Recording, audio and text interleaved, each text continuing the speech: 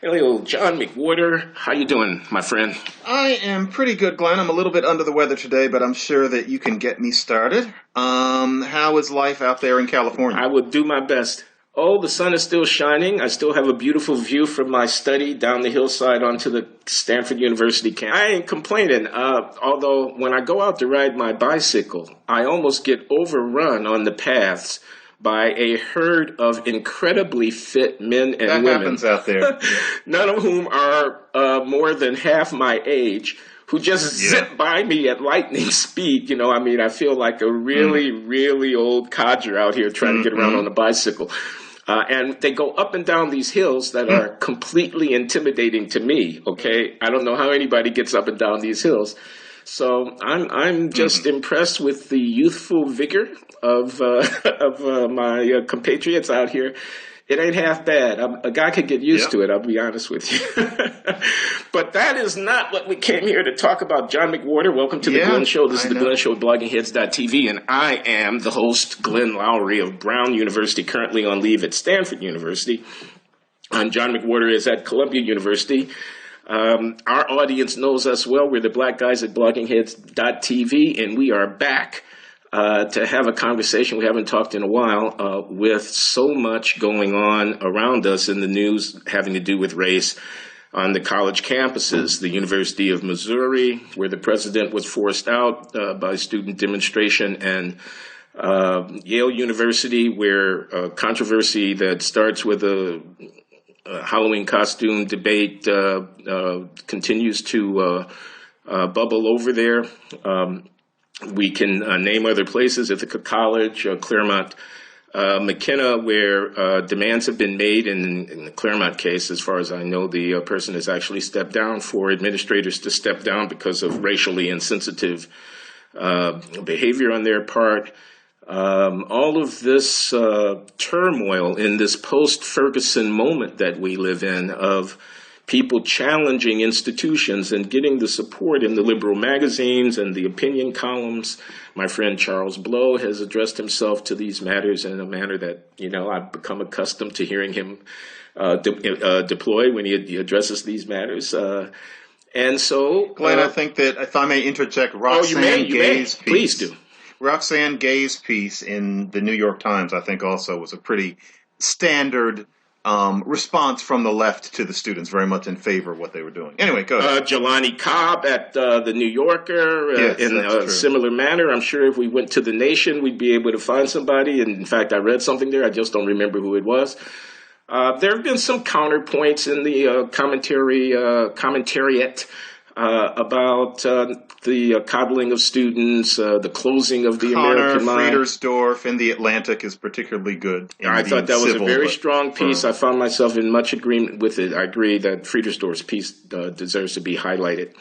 Anyway, both of us, you and I, are black, and both of us are faculty at Ivy League universities, and therefore we have a bird's eye view here of what's going on, and undoubtedly we have opinions. And John, I'm just eager to hear from you what your reaction to these tumultuous events might be.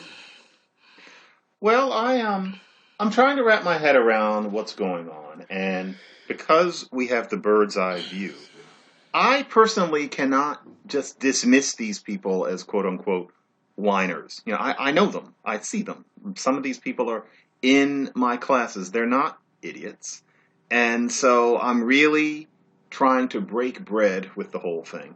The tone, I have no compunction against saying is not useful. And I don't mean that you're supposed to only tug on sleeves politely, but I wrote a piece for CNN.com that seemed to get around that said that the rage is seductive, but one of the most inconvenient things about having a passionate commitment to something is that you can't apply the full range of your feelings to creating change. Because with rage, the sad but ineluctable fact is that you end up turning off even people who want to agree with you. If you're going to use this fever pitch and you're going to be abusive, the natural human response is to recoil. But let's say that some people listen to that. So, for example, at Amherst, they seem to have been, trying to hold off on that kind of rage. I guess what it comes down to for me, and you and I are going to differ on this because of a certain generational difference, is that I went to college in the 80s. And I very much had the feeling that, wow, if I had been doing this 20 years ago, I would have been living in, classic bigotry and segregation. And yet at that time, I was at Simon's Rock Early College and then Rutgers in New Brunswick. This debate, this idea that there was supposed to be a safe space from racism, that hadn't started. And I certainly encountered racism, such as walking into a German class and having the teacher say right to my face, "I'm sorry, but you're in the wrong class." Yeah. And the only possible reason could have been color of my skin. Right. That was going on. But now what I'm looking at is that these students are saying that things like that, and I would even venture to say that they are less likely to encounter something that bold, but still, there are definitely these things going on, that there must be this kind of protest against it, that the campus is still a racist place. I'm trying to wrap my head around, one, whether or not a person is legitimate in saying that it's a racist place, and too many smart people are saying it for it to be nonsense. And then two, whether or not anything could be done about it. What do you think? Oh, okay. I agree with your point about a certain just basic human sympathy for our students of color. Let me use that language. Who are human beings. They are young. They are vulnerable. I don't want to overwork that, but it's so. And we are, as members of the faculty, and there are relatively few black faculty at these institutions, people that they're going to look to for support and for wisdom and so on. And to just take pot shots at them, it's just too easy, to call them whiners and crybabies and whatnot, even though there may be some validity in that, shouldn't be the first or the last thing that we have to say about it. We should be trying to be constructive in our responses and so on. So I think that's something that even my generation, and I went to college in the 60s and 70s, can relate to. I feel a little bit of pressure. Some of my colleagues at Brown, for example, and not just some of them, 4 of them, I think, signed an open letter to the community. These are faculty members who indicated that they were in support of our students of color. Again, how they put it, faculty from Africana studies and ethnic studies and Latino studies and Asian studies and so on. Not only, but mainly ethnic studies faculty signed this letter. And while gratefully, I'm on sabbatical because I don't know if I could personally have signed that particular letter. We could go into this later if you think that's of interest, but I just want to make the point that you saw the letter. No. I sent it to you. Yeah, it would have been awkward. The feeling, I don't feel like I could have signed it, and yet, the pressure to, if I had been confronted, I'm on sabbatical, I'm not on campus, nobody asked me, and I had said no, people would have been so disappointed. It would have been like a betrayal for me to not sign on, and so that kind of pressure. But still, the students oughtn't to be, targets for the easy critique that you might pick up, the Weekly Standard or something and read about them. On the other hand, and let me just try to frame our conversation here a little bit by calling attention to a few themes that I think are going on. I got 3 P's written down here on my notepad: principles, pedagogy, and psychology. Under principles, I'm thinking free speech versus inclusion. This has been one way in which the debate has been framed. The pro-demonstration, anti-racism way of dealing with that framing is to say that it's a phony opposition, to say that free speech is not an absolute value, to say that the people who say that a person should be allowed to express themselves even if it makes students of color feel unwelcome has a right to express it, in the way that to respond to them is with an argument. The people who say that are really not sincere about the value of making the community an open community. And, things like at Brown, where I teach, going all the way back 2 years ago to the Ray Kelly incident. That's how we talk about it now, when the police commissioner at that time was not permitted to deliver an address, shouted down by students and residents of the community because he was purportedly a racist because his policy of stop and frisk policing in New York City was not liked by those students. And then some of us, myself included, saying, whatever I might think about the policy, the idea at a university that the duly appointed official with responsibility for policing the nation's largest city could not actually speak about his work. We don't want to hear what he has to say. We know that he's a racist. The man appointed by a guy who was elected 3 times to be mayor of the country's largest city and serves at his pleasure doesn't deserve to be debated with. We know the answers. We're just going to shout him down. I felt that that was inconsistent with the basic principles on which our intellectual and academic communities are founded, and that the stakes were really very high. I didn't see the opposition between free speech and inclusion being something that I would want to trade off the fundamental idea about open discourse on behalf of making an environment more. Glenn, could we take that first Okay, we can take first? the first P first. The other 2 are pedagogy and psychology. We'll get to them. What do you have to say? Because I've talked at some length now about the free speech versus the inclusion idea. Yeah, the free speech problem is actually pretty simple. It's that the students don't feel that there's no room for free speech. The students feel that there comes a point when certain things are no longer on the table. And in that, they're not wrong. Nobody is going to say that we should have a debate on a college campus about whether or not women should have the vote. Nobody is going to say that free speech means that somebody should be able to have a long discussion about how genocide actually has its benefits. That would be intolerable, and nobody would say free speech demands that that person be listened to, that this topic be discussed. We do feel that certain things we've kind of made progress. The whole free speech notion has always been a little bit fig leafy, frankly. And what these students are basically saying is that when it comes to the issue of racism or sexism or any ism, that too is off the table. That if a person is a racist and they have demonstrated that, then they don't deserve to be listened to any more than Adolf Hitler would. Now, the problem is that they have an oversimplified view of the issues. And so, for example, it is not off the table to discuss whether or not affirmative action is now past its sell-by date. It is not off the table to seek to discuss what should be called rape and what should be done about it. These are things that are worth intelligent, moral people's discussion. These students' claim is that that's not true, and if you ask me, it's partly universities' responsibility that they are under the sincere impression that to listen to Ray Kelly is equivalent to listening to Hitler. They've learned a lesson from the left too well, and they need to be taught that their view of things is anti-intellectual. Now, remember the Yale student who yells at Christakis and says, "No, this is not an intellectual issue." Well, no, that's wrong. This is an intellectual issue. This is not like arguing about genocide. The students don't know it, and it's partly because they're not taught it. No, I think what you just said is absolutely right. I think it was very well put.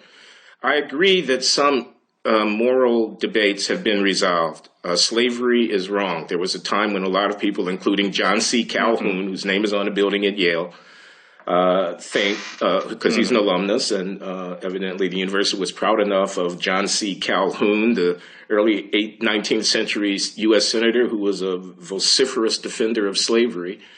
They thought enough to put his name on a residential college at Yale, and it's still there. But we don't debate any longer the moral status of slavery. Neither do we debate any longer whether or not women should have the franchise, et cetera, just as you said. I agree with that. I agree, too, that the move that's being made is to place arguable questions like, is affirmative action a good policy? Is it unjust to the people who are disadvantaged by it? Does it actually do harm sometimes to the people on behalf of whom it's been deployed, and so forth? Should it be racial or should it be based on class, things of that kind?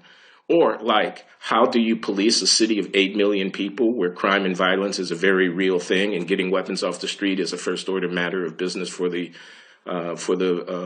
institutions of authority in the city? And what do you do in messy situations where officers who fear for their lives and who are armed for a reason use deadly force under circumstances that, when reviewed ex post facto, are ambiguous, and so on. The idea that you can decide a priori that the policy of stop and frisk is just absolutely racially unacceptable, and that anybody who would defend it doesn't deserve to speak at your university, that strikes me as a problem. But I don't want to agree with you totally, because take this Halloween costume issue. Okay, at Yale, this is at Yale, but of course it comes up a lot of places.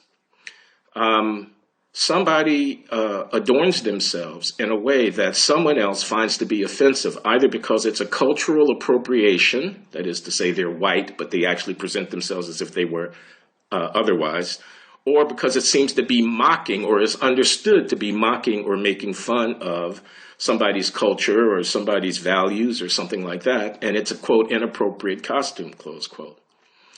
Now, here's the question that I have. The question that I have is, really? It's not permitted to mock? Really? That is, I decide I'm going to present myself at Halloween as an ethnic thumbsucker. I adorn a diaper, a baby bonnet, a pacifier, and I wear a banner across my thing saying ethnic thumbsucker. And what I'm doing is I'm making fun of people who are at a place that to get an education costs $250,000, whose parents both are earning six figures, who are on their way to Wall Street, and who define themselves based upon the flimsiest of criteria, namely the color of their skin, as being, quote, marginalized, close quote. So I decide that in the good tradition of the Dartmouth Review, let's say, do you remember the Dartmouth Review back in the day? I decide that I'm going to make fun of that. Now, don't get me wrong, I'm not advocating this. This is not something that Glenn Loury would do. But you can't tell me that a person doesn't have a right to mock and make fun of stuff that they think is ridiculous. It may be unwise to do it. It may be disruptive to do it. But the idea that they don't have a right to engage in that kind of critical speech, let me just finish this point, John. You can burn an American flag, all right? The Supreme Court has declared that you can burn an American flag. I can go to the veterans of foreign wars and burn an American flag in protest against drone strikes. I can wear a sandwich board on one side of which has a picture of Barack Obama, and on the other side of which has a picture of Martin Luther King. Under King will be the slogan, "I have a dream," and under Obama will be the slogan, "I have a drone." Okay? Why can't I wear that Halloween costume? All right, because I think that what the president is doing, hypothetically, is appalling and barbaric, and I want to mock it. I want to make fun of it. I can burn an American flag, but I can't make fun of some of the absurdities that are manifest in this identity-obsessed world of adolescents running around. They're the most privileged people on the planet. These kids at an Ivy League institution are not just the 1%, they're the 1% of the 1%. Okay? They're going to be Rhodes Scholars, they're going to be presidents of corporations, they're going to go to Yale Law School, et cetera, et cetera. Why can't I mock their obsessive concern with the color of their own skin? Glenn, so you can't. To me, the principle here is under a deadly threat by politically motivated people who think they know the answer to all of these questions. They do not. And they deserve, when they say things that are silly, to be criticized. But I'm not sure you're trying to put yourself in their heads. They're not making a decision. They're not taking a deep breath and deciding that they are going to determine the terms of the debate. The reason that you can burn a flag is because it's perceived that you're doing it, as it's often put these days, from below. But the black student or the Latino student feels that no, they cannot be mocked. There are all sorts of things you can mock, especially white people. But no, you can't mock a black person or a Latino person because in their mind, that constitutes racism. Now, we can say, well, wait a minute, does it mean that at no point as we move on in social history can Black or Latino people be mocked. Is it really going to be a permanent condition that to mock somebody who isn't white is racist? I don't think they're thinking about that. They're not declaring, yes, they haven't thought it that far. As far as they're concerned, they are people of color, and that kind of mocking can only be perceived as coming from above and is therefore abuse. And the way we use the language is we call it racist.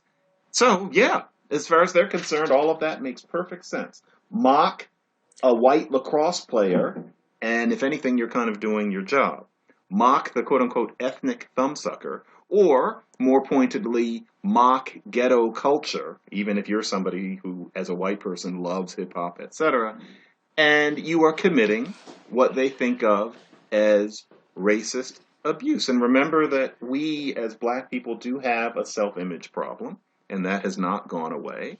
And so it's perceived as coming from above. Now, I think that students need to be told, do you really think that what the Civil Rights Revolution was for was that Black people forever feel vulnerable in that way, that it's always a tort to mock a person of color? Because that puts you in a position of weakness, I think. I think really that's saying we are forever children, we are forever delicate. But I don't think the students have thought it that far. I know they haven't, because when I used to give more public addresses and make this point about the N-word, it used to really confound Black student questioners. They had never heard anybody say, well, wait a minute.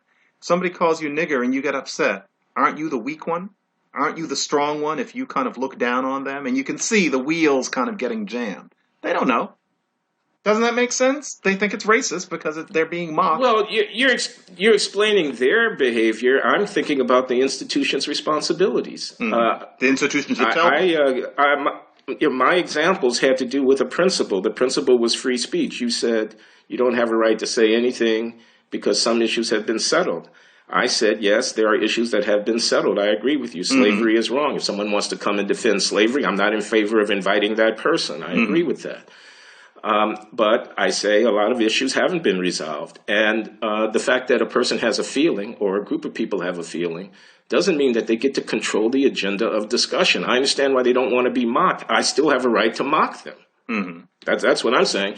And I'm saying as stewards of an institution which is built around the idea of open discourse and argument, that the effort to censor what's being expressed on behalf of protecting the feelings of somebody is a degradation of the institution. It's a small one. Even when it comes to racism?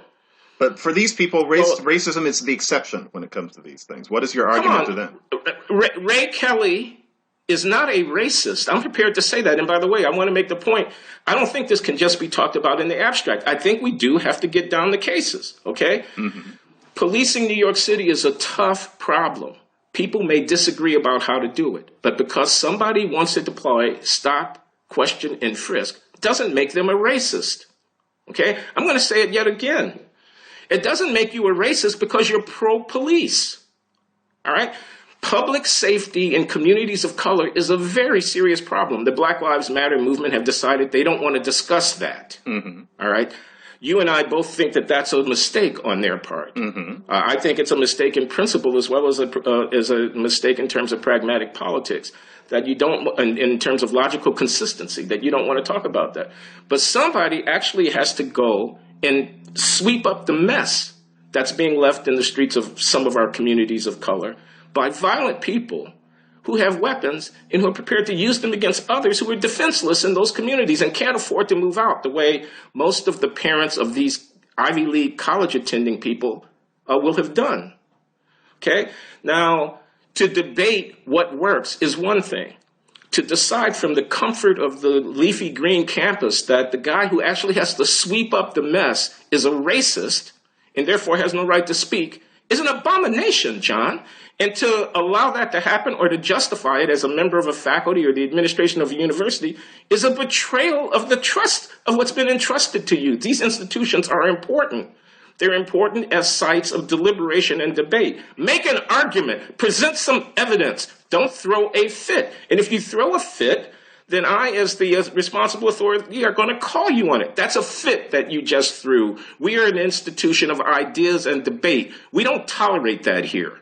Mm-hmm. So I have absolutely no sympathy for these youngsters who decide that because there's an idea that they can't handle or a circumstance about which they don't have anything useful to say, they're going to preempt discussion of it by throwing fits.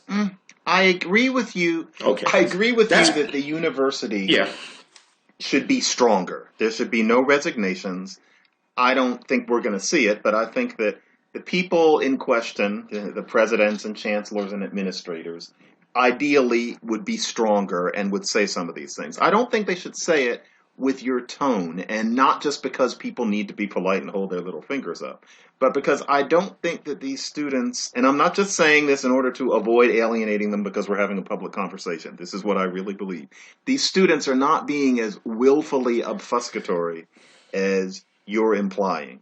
They are sincerely under the impression that what we're talking about is something called racism. That's a word that is so overextended. There's a whole conversation we could have about the wisdom of the term institutional racism as opposed to calling the phenomenon something else. But that's for another day.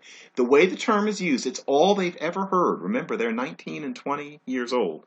As far as they're concerned, there are things that are off the table. And I think that their impression that what's off the table is anything that offends you on a racialist basis is not crazy. It's just naive. And I think that our universities have become too namby-pamby. People are too afraid of their jobs. People are too afraid of how they're going to look on YouTube. And also, there are fundraising issues. People don't want to speak the truth. And so people just cave.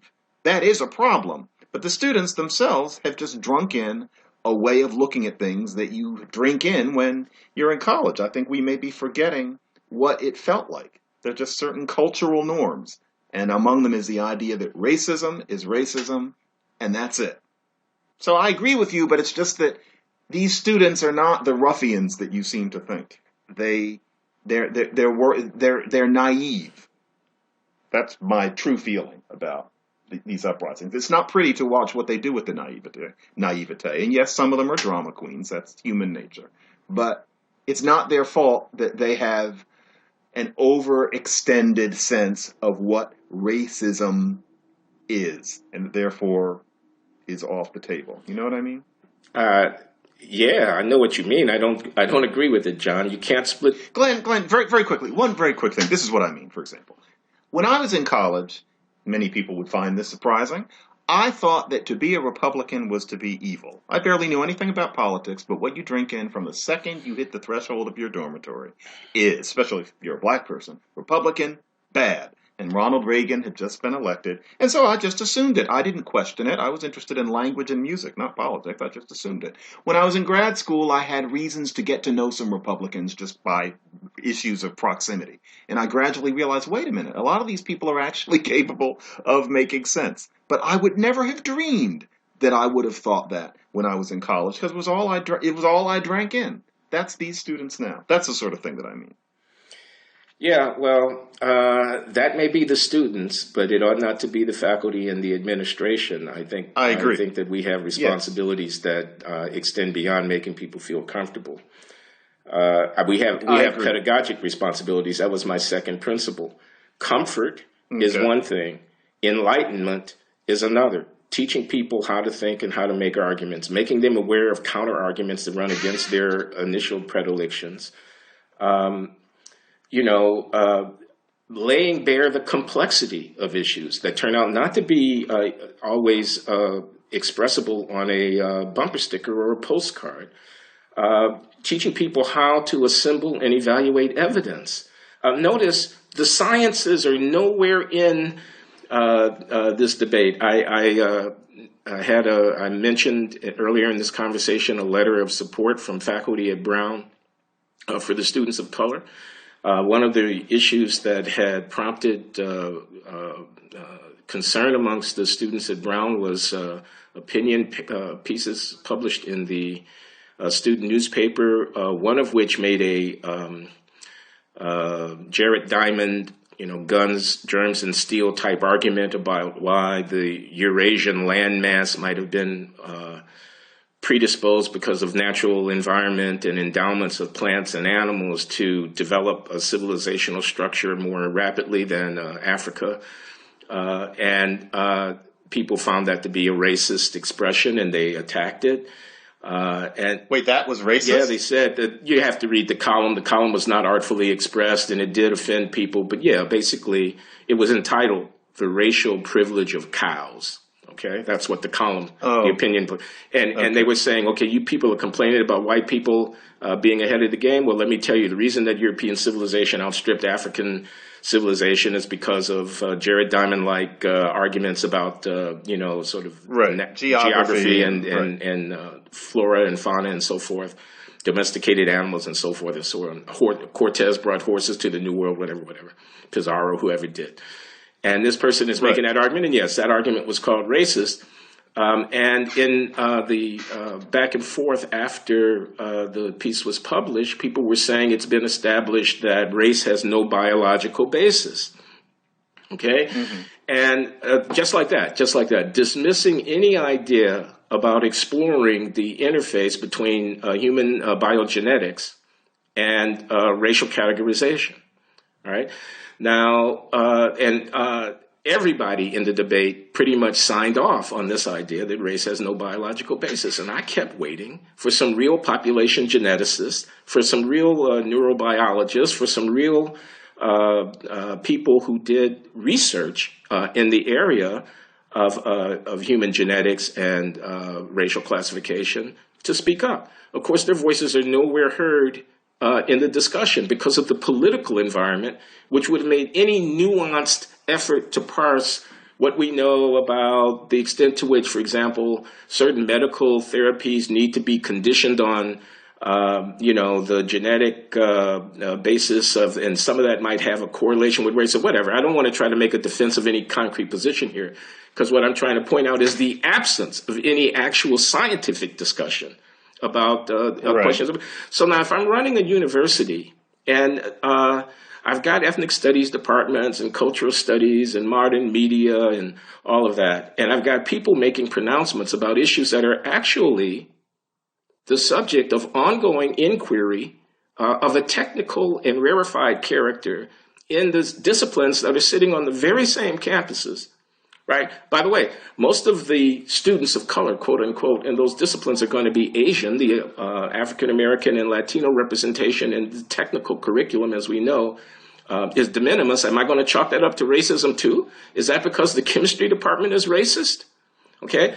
So yes, it is a display of weakness when students point to the underrepresentation of faculty of color at universities as if it were a manifestation of the racial neglect of the university, when you and I know that we can write our own tickets, that is you and I, pretty much any place in this country that we want to go, because every one of those universities is keen to hire, I'm going to use the word qualified. Go ahead and get mad at me. I guess that makes me a racist too. It makes me a racist to notice that in a biochemistry department, in a physics department, in a mathematics department, hell, in an economics department, in a political science department, the number of, quote, qualified, close quote, faculty of color, relative to the number of qualified persons who are white or Asian, is so small that every one of these universities is scrambling for the services of the relatively few people who qualify,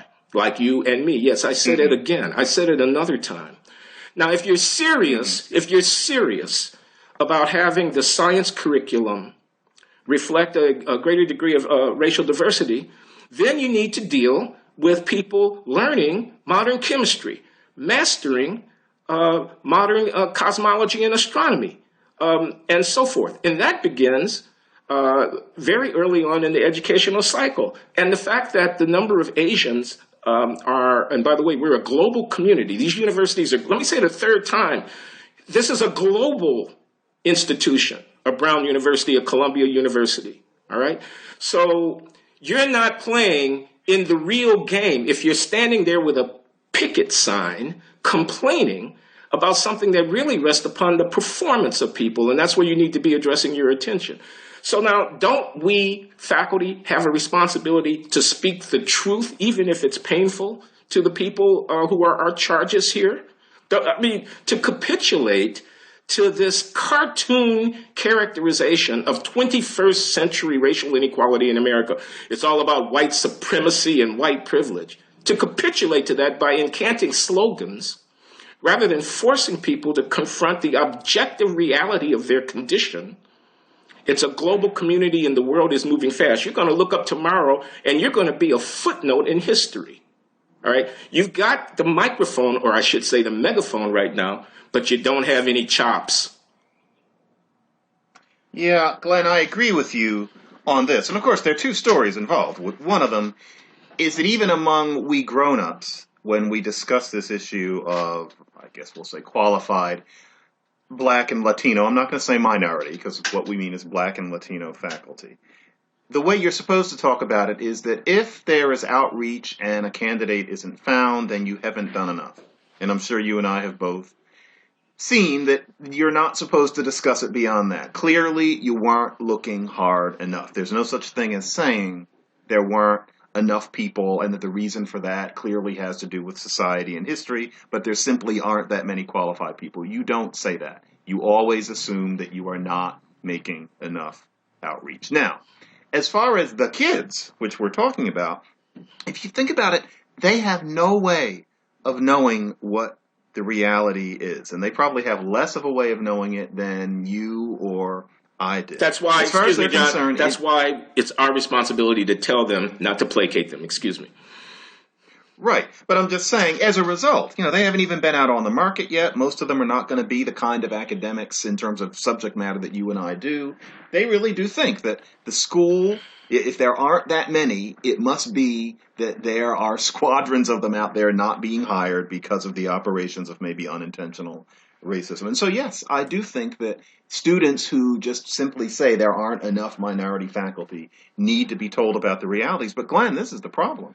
Can you really imagine the people who we know run these schools, including our own, actually telling the students this? And, even resisting when the occasional student says that this must not be true and that they must not be trying hard enough. I think, frankly, of one person in my experience who I'm sure that there was a search for the kind of person we're talking about, and this entity instead decided to hire somebody who was transparently less qualified. That person has gone on to make their lesser qualification in their position known despite getting tenure.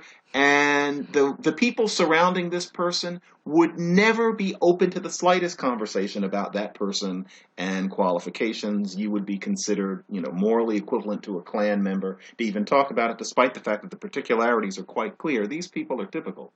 And so I can't see the students getting this message from the academic culture that we know, and I find that frustrating. I'm not going to say that I find that forgivable, because I don't, because it leaves the students under an unfortunate and erroneous impression about how minority hiring goes in these institutions. Okay, I want to again concede something to you. I conceded at the outset that one wants not to just lecture to the students and berate them if they behave in a childish manner by calling them ethnic thumbsuckers. One wants not to do that out of a humane concern for their well-being and a kind of empathy and identification with their circumstance. And being a faculty person, quote, of color, close quote, I will be looked to for wisdom and guidance and support, and I shouldn't berate my students. Okay, so I conceded that point. I reiterate it here. I want to also concede that if you're the provost or the president or the dean of college life or something at one of these institutions, it's a very, very difficult job. And you can't give the speech that I just gave a moment ago about how you may have a megaphone, but you don't have no chops. You can't give that speech, because if you give it, it doesn't matter whether you're right. The reaction is going to be so vitriolic that it's going to, basically enable, the institution isn't going to be able to function, and you're going to end up having to step down. It would interfere with fundraising. It's going to it might interfere one way or the other with fundraising, because some of those alumni out there are very conservative and will be deciding they're not going to write any checks to one of these institutions if the institutions don't uphold their conservative views. But yes, it gives you bad press, okay? And if you got a career in academic administration, you know, you're provost here, but you hope to be president over there one day, you certainly don't want to be tainted as the guy or the woman Exactly. who was unable to handle it. You don't want a student occupation of the administration building that stretches over weeks.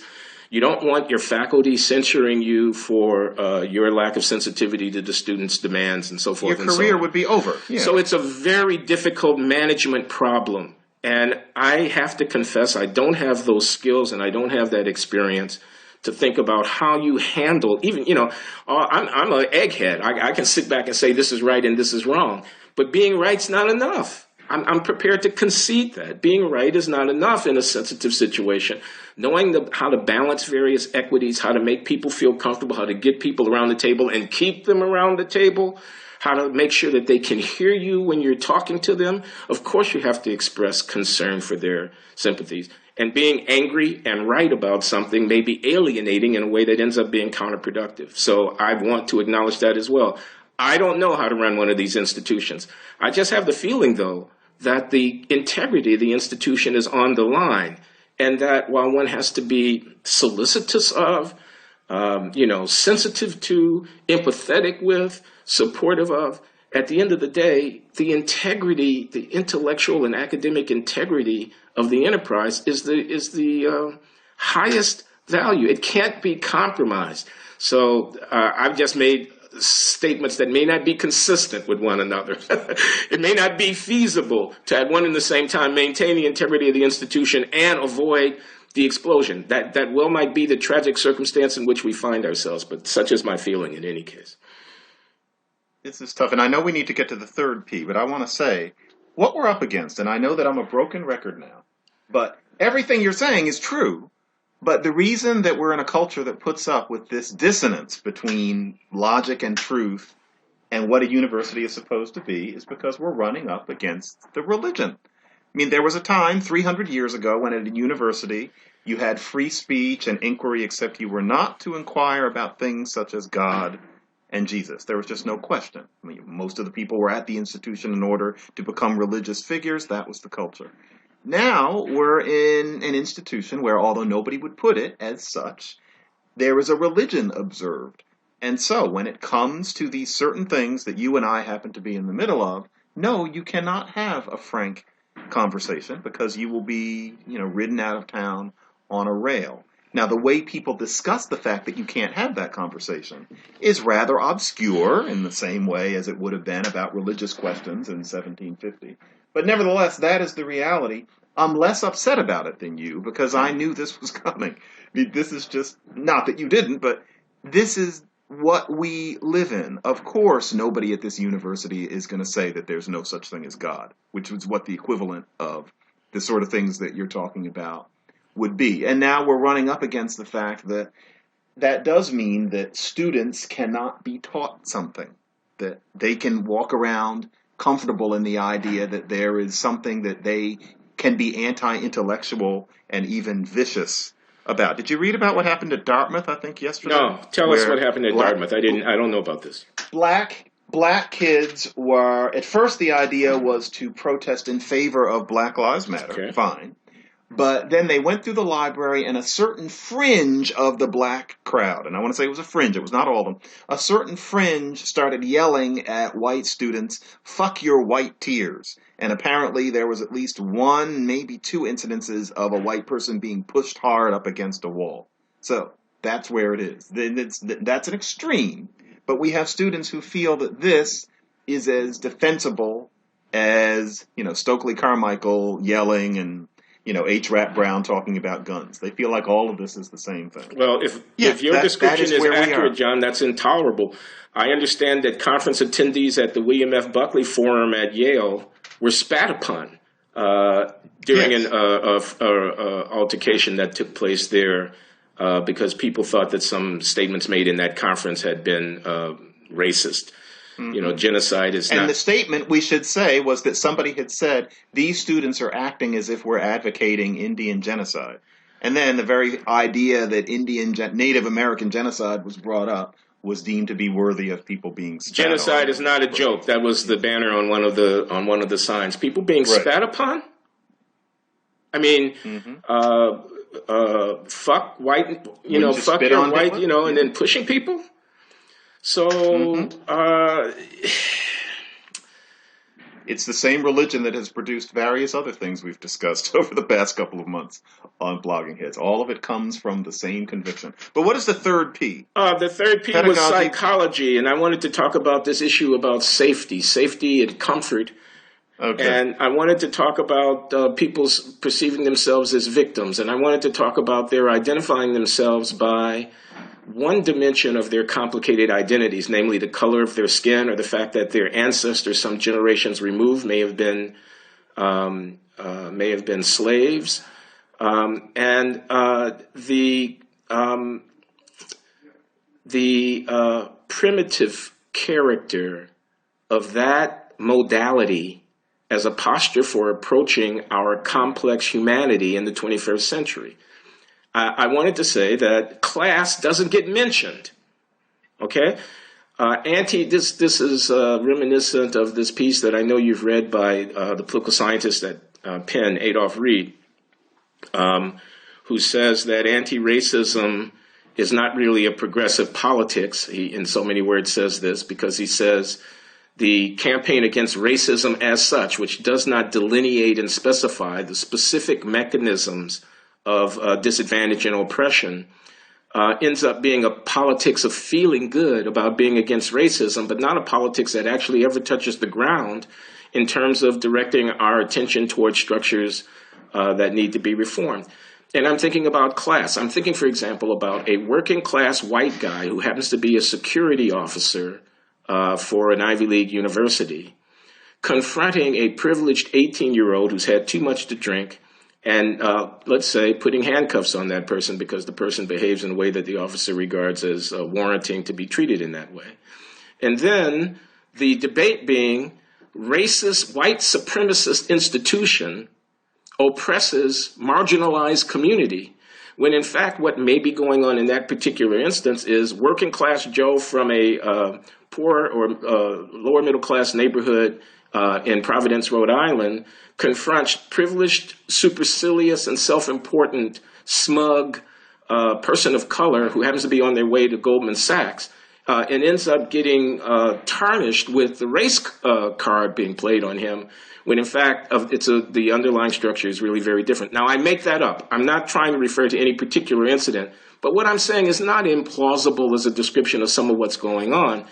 And anyway, the psychology of victimhood, the psychology of obsessing about one dimension of one's identity. You grow up in Montclair, New Jersey, Shaker Heights, Ohio, Oak Park, Illinois, Berkeley, California. You go to either one of the best public schools in the country, in the world, or to a private academy, all right? You don't have much contact with, quote, real black people from the hood, okay? You get to an Ivy League campus and you decide that you need to find your, quote, true identity, close quote. And you submerge yourself in one narrow dimension of that identity. My ancestors were slaves. Yeah, some of your ancestors were slaves, but guess what? If you're a Negro in the United States of America, some of your ancestors were Native Americans, and some of your ancestors were Europeans too. Those were also your ancestors. You stand in the 21st century with the world as your oyster, and yet you define yourself as a member of a marginalized community. This is a psychology which ought to be challenged, it seems to me. When I say challenged, I don't mean negated, I don't mean dismissed, but I mean probed, questioned, pushed at, so that our young people grow to see themselves in their full humanity. And yet we have, settled in on this one, we in the academy. We take it as for granted without any question. We have ethnic theme houses. We have programs for students of color to get oriented before they merge into the general population.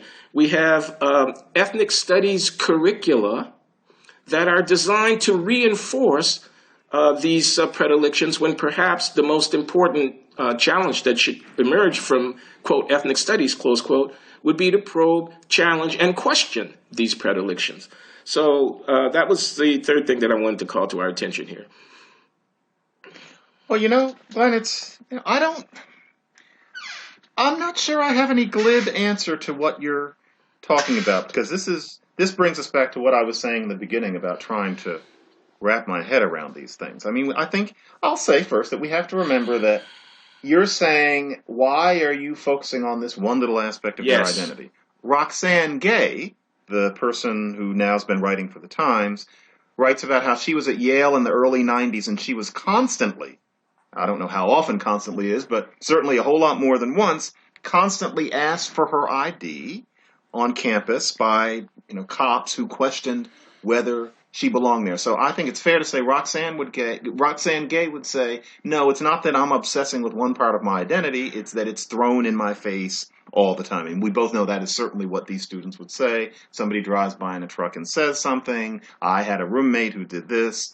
Or at Yale, apparently there was a party where they weren't letting black people in. That apparently really happened. And so many people would say, no, I'm not making this up. I'm not obsessing over something. It is this racism that's constantly thrown at me. But my question always is, and I maybe I need to get a little older before I really can understand this. When I was in college, things like that happened. I could give you one anecdote to match almost all of these things except the cops and the ID. Every now and then something like that would happen. And it never occurred to me. And it's not that I walked around sticking my chest out and thinking, I must be a strong black man and withstand the slings and arrows. It wasn't that. It never occurred to me that I was supposed to be that upset about those things, because as far as I was concerned, 99.5% of my college experience was not that. And whenever some person would pull something like that, I really quite spontaneously thought of them as like gum on the bottom of my shoe. Thought, this is some parochial holdout. Now, it's years later that I realized that apparently I was missing something. And I don't know, Glenn. I really think that, is it that I am a uniquely arrogant person and that gets in my way sometimes, but I'm just so self-satisfied that I can't let something like that bother me, but that therefore it's unrealistic of me to expect that of other people? Or is it that I happen to be going through that in a slightly different time?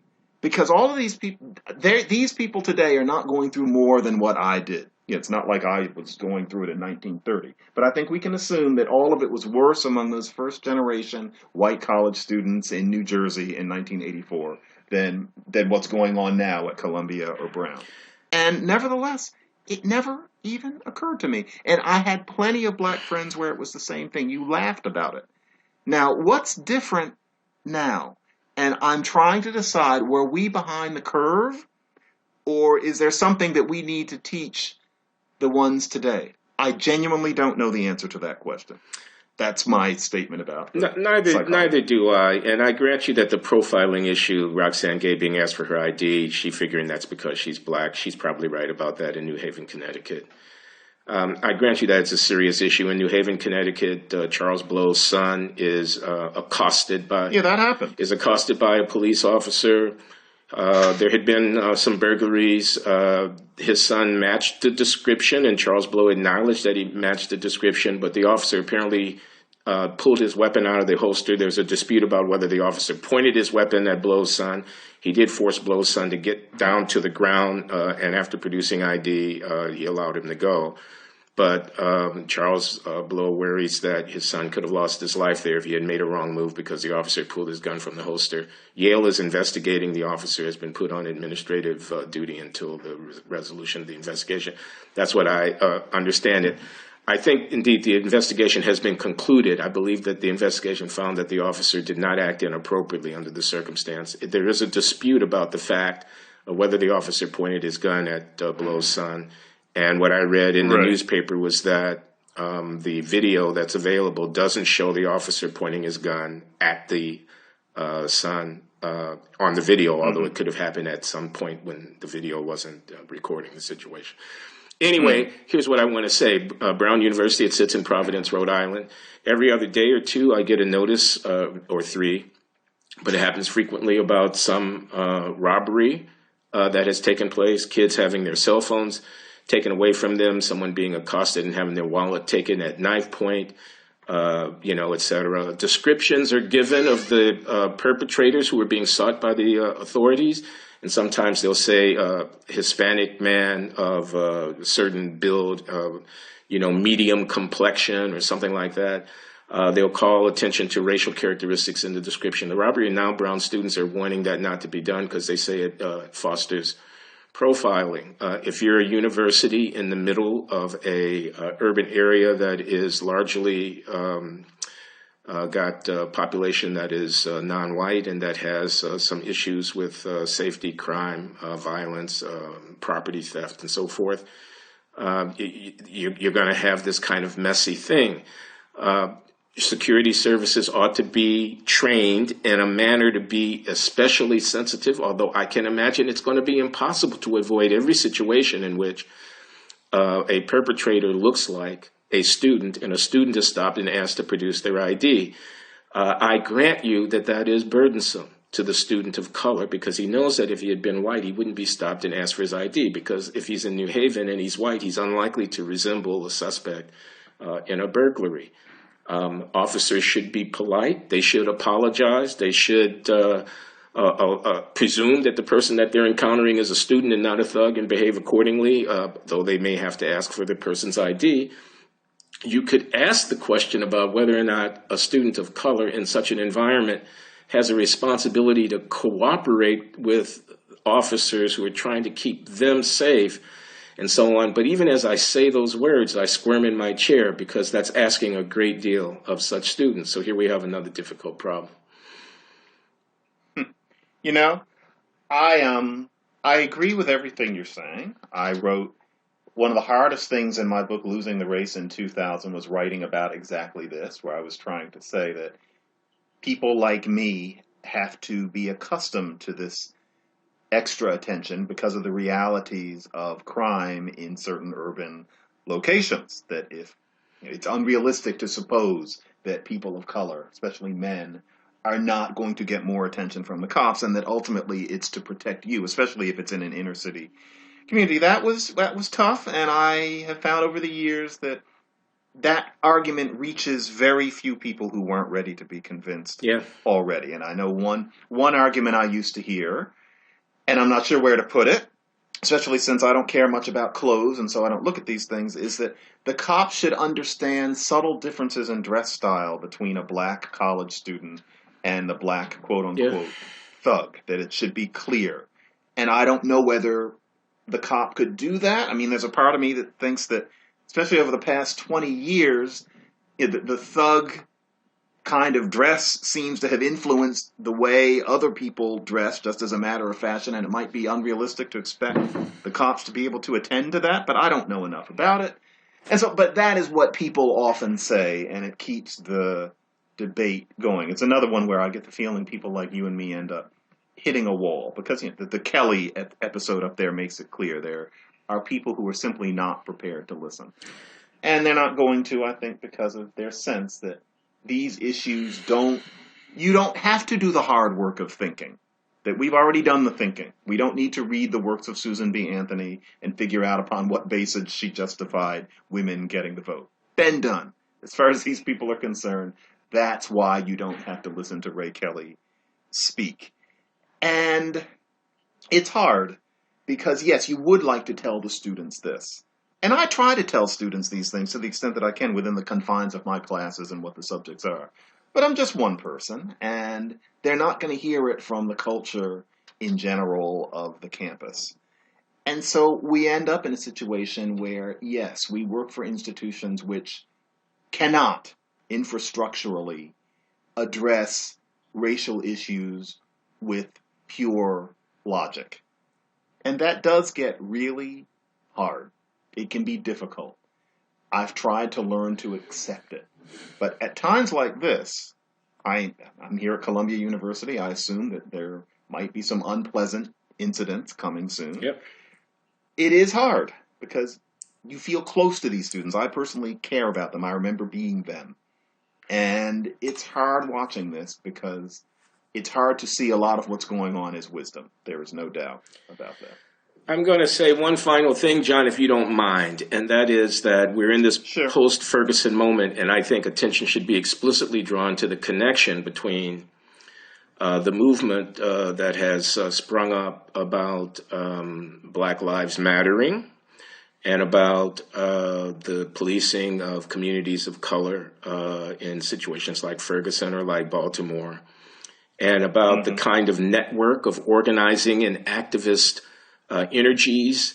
It happens that the University of Missouri campus in Columbia is a couple of hours away from St. Louis and Ferguson, Missouri, and no doubt there are intimate connections between the student population at the campus and the activist organizing activities on the ground.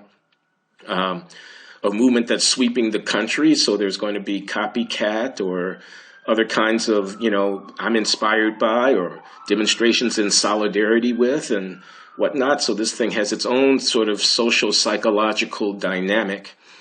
And if you're not willing to insist on objective fact in a discussion about the, quote, murder, close quote, of Michael Brown, if you're not willing to take the forensic evidence as best it can be parsed by local and federal panels in a situation like that as dispositive about what actually happened, if you're prepared to allow for the intimidation of witnesses who would be regarded as snitches if they told what they saw, which ran contrary to the narrative, or the proliferation of a hands up, don't shoot characterization of what happened, even after it has been shown to be inconsistent with the evidence that's available, and you're going to insist upon, in effect, the virtual truth about circumstances like that, because after all, whatever may have happened on that street, we all know that the oppressive structures of racism are such as they are.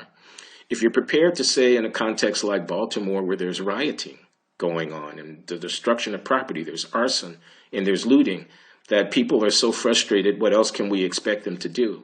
If that message gets reinforced even from the highest levels of government, all right, if that becomes the religion of the day, then how can it be any surprise that an institution of higher education that's supposed to be devoted to objective inquiry and enlightenment could be seized by the same psychological orientation of absolute? I'm not interested in discussing. My humanity is not up for debate. I don't want to hear about ideas. I don't want to hear about enlightenment. Free speech is a dodge. I just want to tell you how I feel about it. How can it be any surprise that we would find ourselves in that circumstance? So I'm trying to draw a connection between turmoil on campus and the zeitgeist more generally around racial issues. And I'm trying to say that conceding ground with respect to the, all of these cases. Trayvon Martin was the jury in the George Zimmerman trial found that Zimmerman was not guilty of murdering Trayvon Martin, that he acted in self-defense because Martin was pounding his head into the concrete at the time. That's what the jury found. Now, I feel uncomfortable even telling you what the jury found, okay? Because we all know that Obama's son, if he had had one, would have looked like Trayvon. Okay, we all know that Trayvon Martin was murdered for having some Skittles in his hand and being in the wrong place in the wrong time by a racist vigilante. We all know that. Okay, so if you're prepared to allow the public discussion about issues of this kind to be seized at the New York Times op-ed page, amongst other places, by narrative over fact, feeling over objective truth, if you're prepared to do that, you can't be surprised that the universities will be on the chopping block. Okay, so there, I've said it. Glenn, I want to add one little thing just to put on the public. Thank you. You are correct. And then let's sign off. Yeah, you are absolutely correct that all these things are of a piece. And I was surprised. I am thankful that after 15 years, I'm at a point where if I have an opinion about race issues in the United States, I have pulpits. It's never any one place, but I know that if I think something, there are about 7 or 8 places. One of them, maybe 2 of them, are going to take what I have to say. I feel blessed in that. I tried to write a piece saying that Black Lives Matter should address inner city murder as well as what they're doing. I said I agree with what they're doing, but they should have a second branch. I have never in 15 years had a harder time getting something published. Even my surest, warmest places would not take it. Finally, thank you to the Washington Post for having the guts, but apparently it was a matter of having guts. There is an orthodoxy out there when it comes to what is sometimes called the mainstream media. You and I are fighting against it, but yes, this is real, and it's not just the campus. It's a whole way of looking at race in America. And something seems to have changed in particular, I would say, since Trayvon Martin. These are very difficult times. All right, John, we So, have laid down markers. You and I have different positions, but they do have some similarity in them. I'm yeah, glad we were able to spend an hour talking about it at the Glenn Show. And That's this right. is the first of many conversations that you and I are going to have. yeah, I mean, not the first, it's one of many. And so we'll continue to talk about it. very good. Have a good one, Glenn. Thank you too. Bye.